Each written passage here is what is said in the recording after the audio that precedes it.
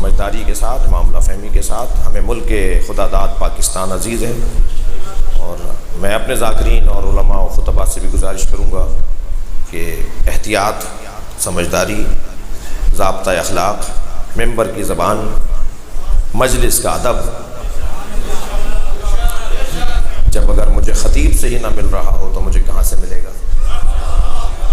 اگر مجھے ذاکر سے ہی ادب اور احترام اور تہذیب ممبر نہ ملے تو کہاں سے ملے گا؟ تو الحمدللہ آج بھی ذاکرین عزام کی ایک نشست ہوئی ہے اور ایک اعلامیہ جاری ہوا ہے. میں اس اعلامیہ کی بھی اپنے حصے کی تائید کرتا ہوں، اور انشاءاللہ معاملات بہتر ہوں گے. یہ حسین کی یونیورسٹی ہے جسے امام بارگاہ کہتے ہیں، اور اس یونیورسٹی کی ایک کلاس لگی ہوئی ہے جسے مجلس اعضا کہتے ہیں. اور اگر کلاس میں ٹیچر اچھا نہ ہو تو کلاس بند نہیں کرتے، ٹیچر تبدیل کرتے ہیں. کہنا پڑے گا مجھے اپنے عزیزوں سے کہ فلاں موضوع پر بات کیجئے اور فلاں احتیاط کے ساتھ بات کیجئے. خدا کے واسطے میں دست بستہ گزارش کر رہا ہوں اپنے ذمہ داروں سے اور بانیان سے بھی، اور آپ سامعین سے بھی. آپ کی بڑی ذمہ داری بنتی ہے. مجھے نہیں جانے دیں اگر میں کوئی غیر ذمہ دارانہ گفتگو کروں. جی مجھے روک لیں آپ، کیا نہیں مولانا یہ بات آپ نے صحیح نہیں کی ہے. اگر میں دلیل دے سکوں تو ٹھیک ہے، ورنہ مجھے آئندہ نہیں کرنی چاہیے. معصوم صرف 14 ہیں، غلطیاں سب سے ہو سکتی ہیں، اور اگر کوئی غلطی کرے تو اسے احساس کرنا چاہیے کہ مجھ سے غلطی ہو گئی. جتنا دیر کریں گے، جتنا لمبا کریں گے، اتنا مسئلہ فساد کی طرف جائے گا. اور میں ان علماء اہل سنت کو بھی آفرین کہتا ہوں جنہوں نے معافیاں مانگی ہیں، توبہ کی ہے. اس کے لیے بھی جرأت چاہیے، اس کے لیے بھی حوصلہ چاہیے. یہ بڑے جگر کی بات ہوتی ہے کہ کوئی کہے کہ جی مجھ سے غلطی ہو گئی. اچھا میں تو کوئی منصف بیٹھا نہیں ہوں کہ جو یہ کہہ دوں کہ جی میں نے معاف کر دیا، مگر میں یہ تو کہہ سکتا ہوں نا کہ یہ جرأت کی بات ہے، یہ حوصلے کی بات ہے کہ کوئی کہہ دے کہ جی مجھ سے غلطی ہو گئی ہے. سیکھنا چاہیے، اچھی چیزوں کو لینا چاہیے. اگر کوئی ہمارے یہاں سے غلطی اور کوتاہی کا شکار ہے اسے ماننا چاہیے، کہنا چاہیے مجھ سے غلطی ہو گئی. میں تکرار نہیں کروں گا. ایک بات کی تکرار سبب بنتا ہے. دیکھیں گناہان صغیرہ اگر تکرار سے ہوں تو وہ کبیرہ بن جاتے ہیں، تو اسے روکنا یہیں پر ہی. اور انشاءاللہ معاملات ٹھیک ہیں، سب کی توجہ ہو گئی ہے. رہ گئی ان لوگوں کی بات جو تکفیری ٹولہ ہے. میں بات اہل سنت کی کر رہا ہوں، میں ان کی نہیں کر رہا جنہیں سنی بھی سنی نہیں مانتے.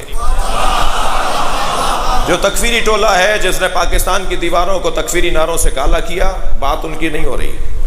وہ نہیں معلوم کہاں سے ریال لیتے ہیں اور کہاں سے ڈالر لیتے ہیں. مجھے اس سے غرض نہیں. مجھے پتا ہے کہ وہ کس ایجنڈے کے اوپر. پاکستان کے وہ ازل سے مخالف ہیں، پاکستان کے وہ شروع سے مخالف ہیں. پاکستان کی دیواریں انہوں نے تکفیری نعروں سے کالی کی، ہمیں کچھ نہیں ہوا. میں ایک فورم پر بات کروں گا کہ ہمیں بتا دیجئے کہ ہمیں اور کتنی قربانیاں دینی ہیں، اس لیے کہ ہم قربانیوں سے گھبرانے والے، ہماری تو تاریخی قربانی ہوتی ہے. ہم جان دینے والے لوگ ہیں، ہم قربانی دینے والے لوگ ہیں. ہم اس قبیلے کے اوپر روتے ہیں کہ جنہیں پتھر مارا جاتا تھا تو وہ پلٹ کے پتھر مارتے نہیں تھے، صبر کرتے تھے، برداشت کرتے تھے، مقصد کو ذہن میں رکھتے تھے، ہدف کو ذہن میں رکھتے تھے. تو ان کی بات نہیں کر رہے کہ جو اس طرح کی بات کر رہے ہیں. مجھے ایک جملہ کہنے دیجئے. جنہوں نے یہ کہا ہے نا کہ زبان روکو ورنہ ہم زبان کاٹ لیں گے، میں ان سے مخاطب ہوں، یعنی ان کے ذمہ داروں سے مخاطب ہوں کہ یہ انہوں نے پہلی دفعہ تو نہیں کہا. کبھی حجر ابن عدی کی زبان کاٹی،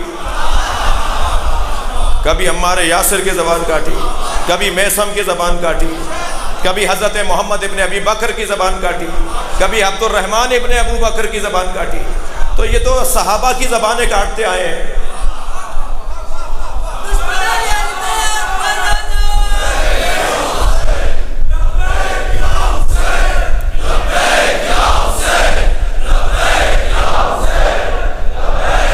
ہم اس قبیلے سے تعلق رکھتے ہیں، زبان کٹ کے بھی پورا وجود علی علی پکارتا ہے.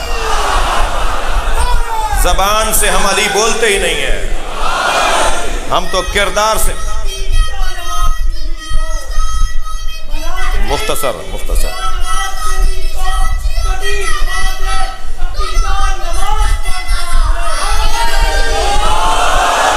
ہم زبان سے علی علی کہنے کے قائل نہیں ہیں، صرف ہم پورے وجود سے علی پکارنے کے قائل ہیں۔ لہذا زبان کے کٹنے سے مولا کا ذکر بند نہیں ہوگا۔ کوئی پوچھے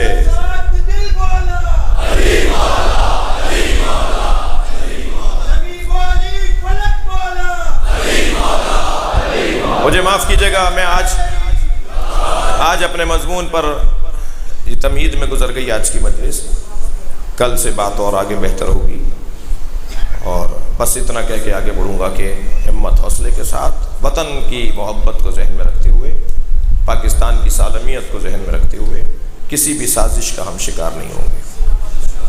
اور ایام عزا کو ایام عزا کہتے ہی اس لیے ہیں، عزا لغت میں، عربی زبان میں لغت میں عزا یعنی صبر، عزا کا مطلب ہے صبر، لغت میں عزا کا مطلب ہے صبر، ایام عزا یعنی ایام صبر۔ یہ جو ہم رو رہے ہوتے ہیں یہ صبر کا مظاہرہ کر رہے ہوتے ہیں، ورنہ بدلہ لینے والا روتا نہیں ہے، مارنے والا روتا نہیں ہے۔ جو مارنا نہیں چاہتا، بدلہ نہیں لینا چاہتا، وہ اپنا غصہ کہاں نکالے؟ حضرت مختار فرماتے ہیں حسین پہ اتنا رو کہ سینے میں غصہ جمع ہوتا رہے، رو رو کر اپنے سینے میں اپنا ملی قومی عقیدتی غصہ جمع کر لو، اور جب یہ غصہ جمع ہو جائے تو پھر دعا کرو کہ امام آ جائے، اور پھر اس غصے کو امام کے حکم پر نکالنا۔ جب امام کہیں کہ اب یہ کرو تو پھر یہ غصہ وہاں نکلے گا۔ ہم ایام عزا میں ہیں، ایام صبر میں ہیں۔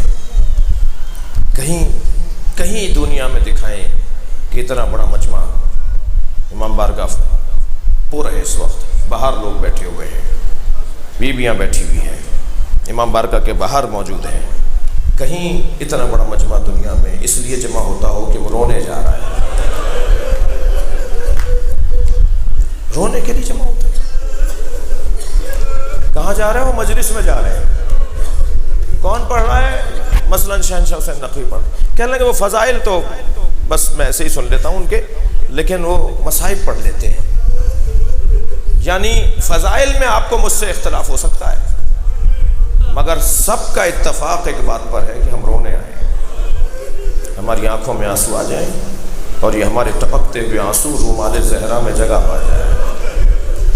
بڑی قسمت ہے عزاداروں رونے والوں کی، بڑی قسمت ہے۔ علامہ نقل نے یہ جملے دہرائے، محدث بھی تھے، راوی بھی تھے، مرجع بھی تھے، مجتہد بھی تھے۔ وہ فرماتے ہیں کہ جب مجلس عزا ہوتی ہے نا تو تجیع فاطمہ، بی بی فاطمہ مجلس میں آتی ہیں، معہا مریم و آسیۃ و خدیجہ، بی بی کے ساتھ بی بی مریم بھی ہوتی ہیں، بی بی خدیجہ بھی ہوتی ہیں، بی بی آسیہ بھی ہوتی ہیں، فی یدہا خرقۃ، اور بی بی کے ہاتھ میں رومال ہوتا ہے، تو سموا دموع الباکین، اور بی بی رونے والوں کے